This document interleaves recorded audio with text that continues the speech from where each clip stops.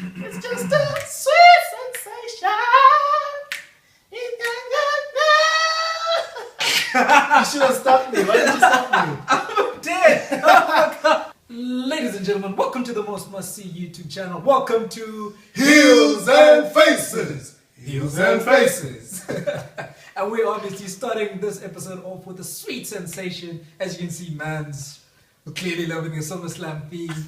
For you, we're reviewing SummerSlam for you guys today. I am Sub-Zero. I'm Falsetto. And here is episode 6. What a lit pay-per-view, I have to say. Very few people can complain about this year's SummerSlam. It was very long. 13 matches on the card. But I don't think we should break down the kickoff too much. I was low-key snoozing through all of it. We can just kick it to the side. Yeah. But we had such a hot start on the main card. We had Dolph Ziggler versus Seth Rollins. And of course, Dolph had the Scottish he had the Scottish Terminator, as we like to call them, not the Psycho. And of course, Seth in his corner, he had Dean Ambrose. Lunatic French.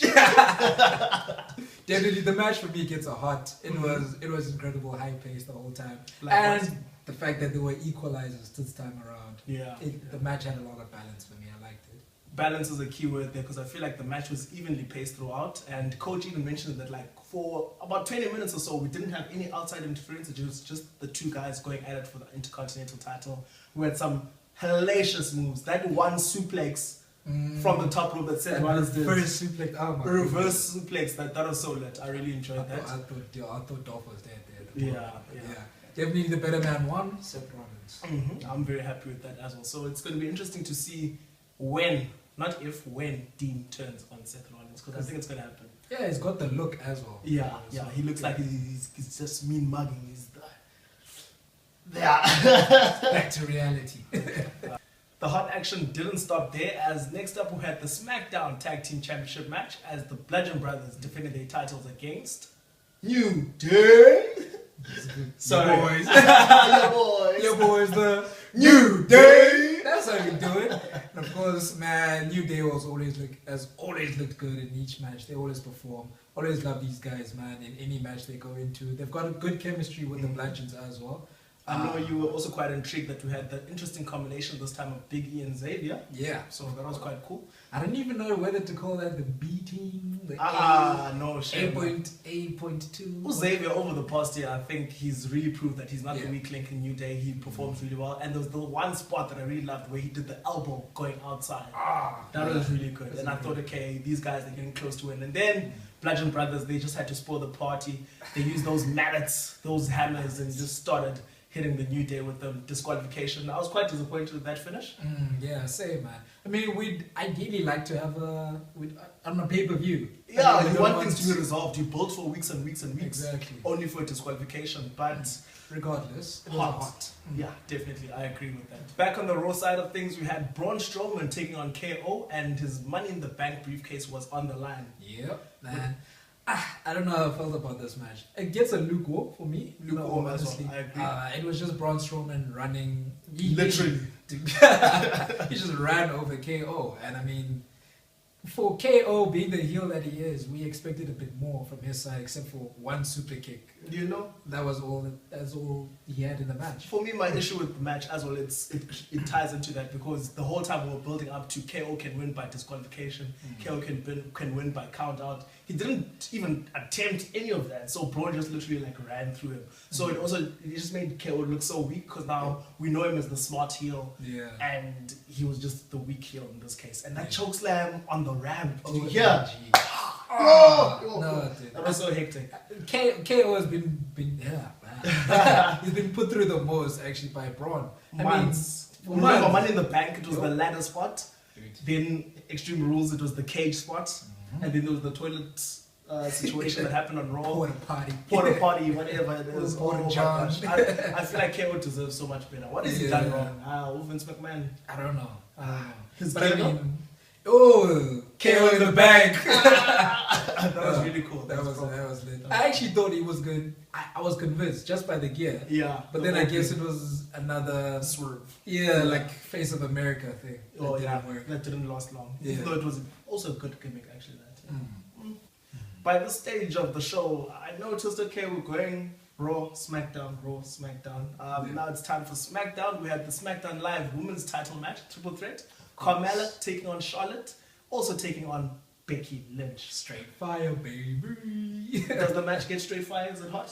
I suppose it gets a hotish. I agree as well. Like, it wasn't weak, it wasn't lukewarm, but it also didn't really blow me away. I mean, I think the highlight for me came right at the end of the match. The turn. The heel turn. Becky. Oh, the crowd was wild. Yeah. I'm actually glad they're doing this with Becky because we've been wanting to see her on the darker side of life. Wink, wink. Wow. I really love the look that she had as well when she walked away. She was just like done with all of this. And shame it was her moment. She had the disarm her on Carmella. Carmella's about to tap. Next thing, Charlotte comes, steals the win, really, to be honest. Yep. And then Charlotte, what is it? She's like a 7-time women's champion now. Isn't it like 9 now? It's 7. I think it's 7. Yeah, somewhere there. So, Charlotte is champ now. But I don't really mind it because we know where it's going. Charlotte versus Becky. That's the hot feud that's going to be happening soon. So I'm really keen. And it's actually unfortunate that Evolution is only in October because I feel like this would be a good match to headline it. Unless they're going to draw it out. I'm pretty sure they're going to draw it out. Yeah. Like those two, I mean, they're quality superstars. Yeah. So I mean, they're definitely taking it to Evolution. Shoutouts to Carmella and Charlotte as well, because did you notice their pink gear? That was quite dope. Yeah, dedicated to the late Jim Anvil Neidhart, Natalia's dad. Yes, I actually found that out from a friend of ours, Sanele Saida. Shoutouts to you. Yeah, boy. But overall, I think it was a good match, eh? Yeah, definitely a good match. And of course, Murphy's Law. As I said, we were flip-flopping from Raw to SmackDown. Then we had back-to-back SmackDown matches. And the more baffling thing is that it was the WWE Championship match. What? At that position in the card. It didn't make sense. I just wasn't sure. I was like, what the hell is going on? But of course, we had AJ Styles versus Joe.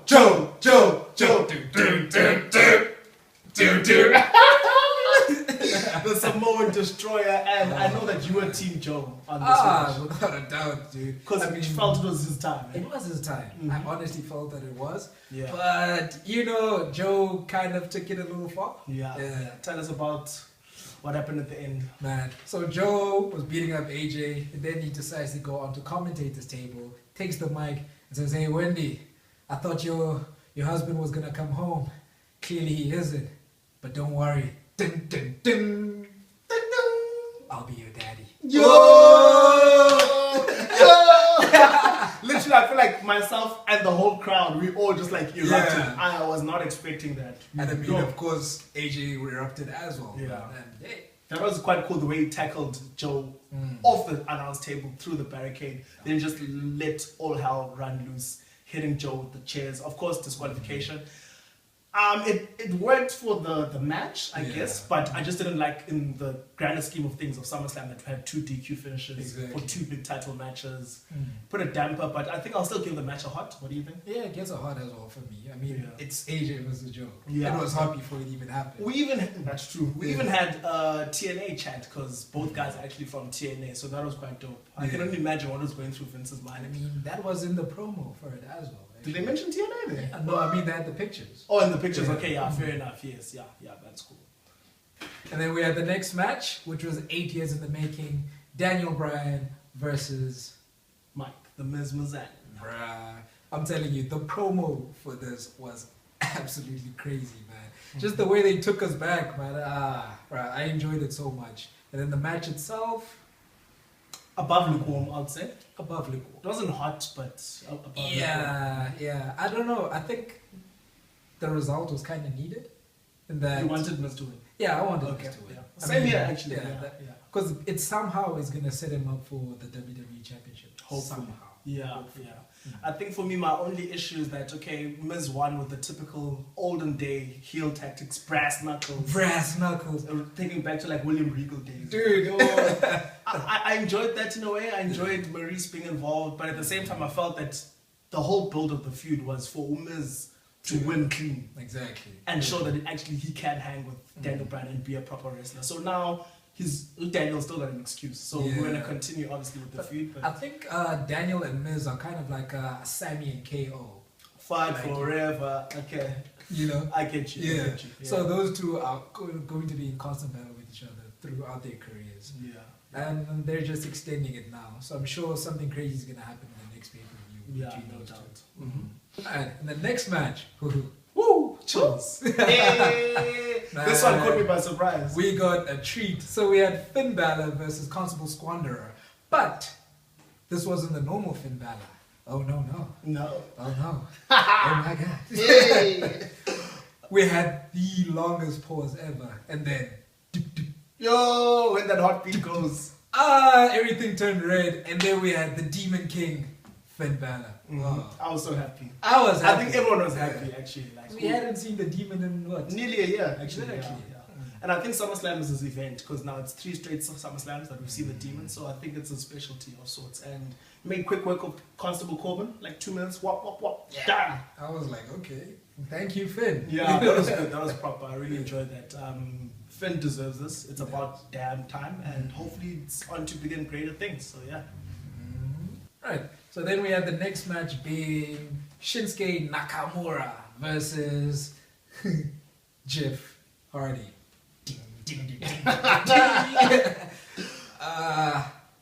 Match gets a lukewarm for myself. In all honesty, I'll give it the same. It wasn't disappointing though. It was just it was okay. I mean, like, sure, it was main card worthy in the pay-per-view. But the whole dynamic for me was still very confusing. The fact that Randy Orton was not involved. True. And, what is it exactly are they trying to do with the three of them? Yeah. Even the spot on the card that they had it there, the US title match should have been way below. Like it shouldn't have been after the WWE Championship match. Because I think by this stage the fans were a bit tired. Yeah. And I think that affected the match a little bit. But that one spot, the Swanton bomb onto the apron.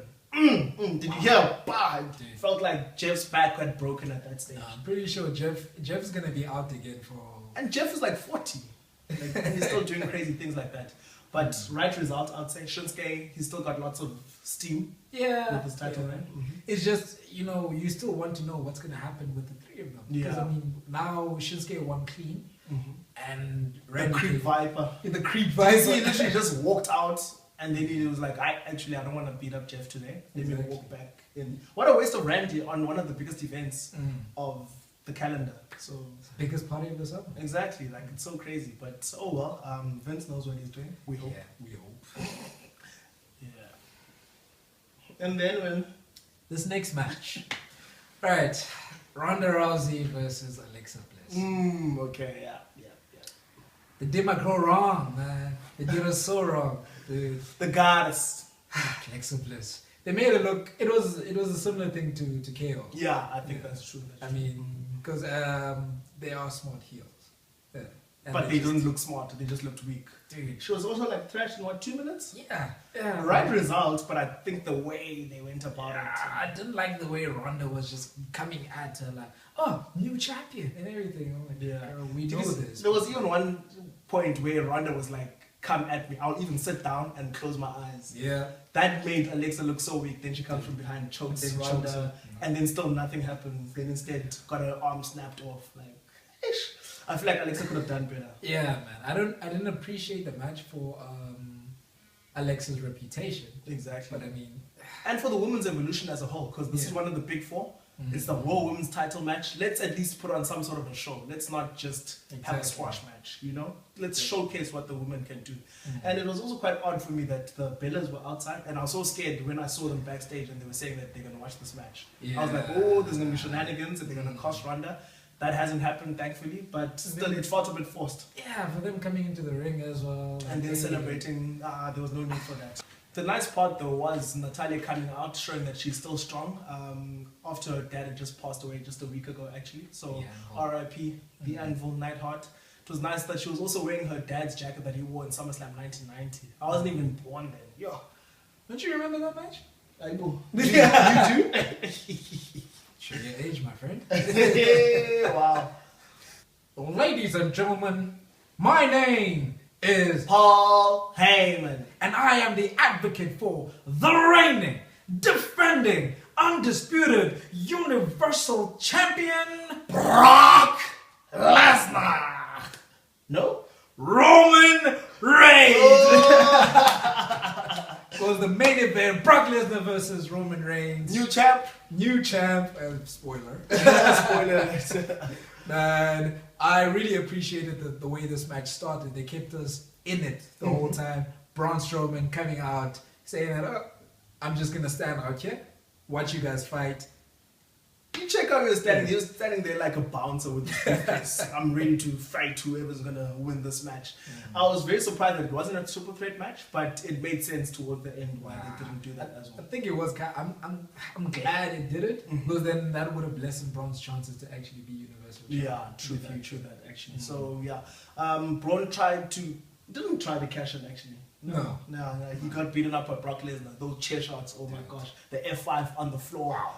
And then Brock literally took the briefcase and was like, but you are not cashing in on me. Wow. Threw it all the way to the stage. That distance, dude, it hit the screen. Yeah. And then Brock comes back in the ring. Next thing, Spears waiting for him. And Roman was I was happy, Shane. Like, I liked, this is the one time the booking of the match was like really good. It was short, but to the point. Had lots of high points. Yeah, exactly. I mean, it wasn't the usual Suplex City. Yeah. Yeah. So I like the way hey, you're like not gonna let that one go. No. But finally, 504 days of terror. It's over. 504 days, 11 matches. 11 matches. Imagine what kind of champion is that? But now it's gonna be interesting to see what does the future hold for Brock. What is Braun gonna do? We'll have to see. I'm sorry, we need a break from Brock Lesnar. He can go to UFC, become UFC champ there. Please. Here's a question: what happens if he doesn't win?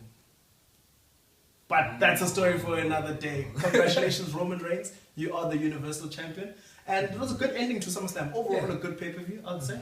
We're still going to boo Roman, but yeah, definitely congratulations to our new Universal Champion. No doubt. Shout outs to SummerSlam for such a great event. And I think now it's time for us to jump into our awards. Hey! Heel of the night, who do you give it to? Definitely has to go to Samoa Joe. I agree. The most heelish thing in the night, saying to someone's wife, "Who's your daddy?" Yeah, man, the disrespect. Dude. Wendy! Samoa Joe is nonsense, man. Your face of the night? I will go with Finn Balor on this one. Okay. I'm happy that we got the demon after such a long time. That was quite dope. Yeah, definitely a highlight for me. You might be surprised at this. I'm going to give it to Roman Reigns. Ooh. I don't think we can boo him because number one, he beat Brock. Okay, not clean, but he beat Brock. Just seeing Brock being pinned was quite a sight, actually. So even if it wasn't proper clean, I think we haven't seen that since John Cena, actually. Or Goldberg, since Goldberg 2016. Roman Reigns, though, he saved us from the reign of terror, and I'm actually feeling positive about this title reign. I feel like they must give him time, and then he'll grow on us. I reckon. Yeah. I'm happy with him losing it very soon. Took it off the beast. Let's put it on someone else. All right. And then match of the night. Match of the night has to be the main event. Okay. Even though I'm still gonna boo Roman, but I'm glad the way they put it together. Yeah, amazing, man. Start to finish, they had our attention. 3 Superman punches in the beginning of the match, followed by 3 spears. That was proper. Yeah, it was just.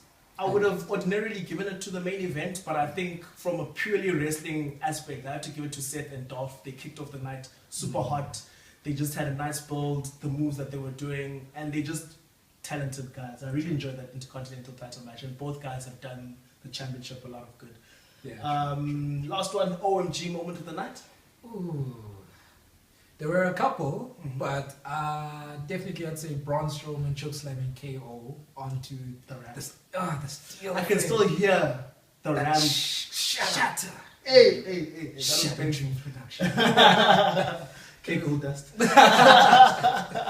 It was just man. It just seemed like KO at that point. It was done and done for him. Like that was his career. I'm very concerned. Hopefully he'll survive this. Yeah. He's gone through a lot thanks to Braun Strowman. Speaking of Braun Strowman, We've been talking about him. He gets my OMG moment, but not for that, but for just popping up in that main event at the very beginning of the match. Yeah. I was not ready for that. I was like, oh damn, no, he's gonna cash in. I was like, oh my God, good God Almighty! Oh, I was ready. I was so hyped. I really enjoyed that. Very clever from WWE. I like it in my wrestling. I've always said this when it's logical and when it's smart as well. It just catches you off guard, but in a good way. I really enjoyed that. So, SummerSlam 2018. It's in the books.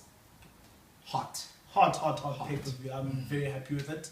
And do catch us when we review this week's Raw and SmackDown live. And it's going to be very interesting. I can tell you that much. Do like, share, subscribe, and hit that notification bell. And keep tuned to Heels and Faces with myself, Falsetto. Sub-Zero. See you in the next one. Boom! Closing link done. Bam!